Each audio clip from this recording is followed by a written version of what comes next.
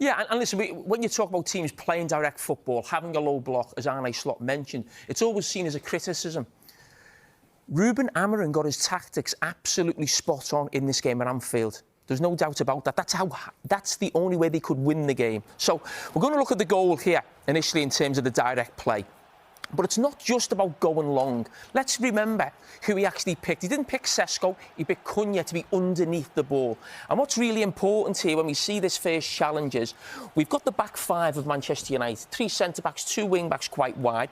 But the really important thing here to note is how narrow these players are here underneath the ball. So it's not just go long, it's about picking up the second ball. Another really important point is nobody ever goes for the ball in behind in terms of a flick on or if Virgil van Dijk misses it. So again, I mentioned Cunha being a little bit deeper than maybe a Sesko would be. So it was all about maybe we don't win the first ball, but we pick the second ball up here and look how narrow the Manchester United 5 players are here. And that's where this goal comes from.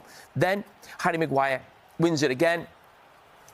And because of the initial position of these players, look how narrow Mason Mount is. Bruno Fernandes does really well. Liverpool a little bit unfortunate with the McAllister one, there's no doubt about that. But I just want to stop it here. That is where the goal is going to be scored, here.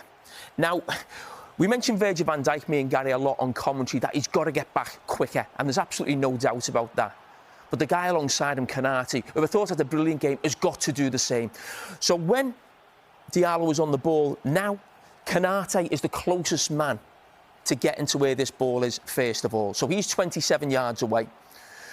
Then we look at where Virgil van Dijk is. He's 30 yards away from that. And then you look at where Mbeumo is there. He's 31 yards away. Now, what I would say is, if that was me in Virgil van Dijk or Konate position, maybe he beats me to the ball.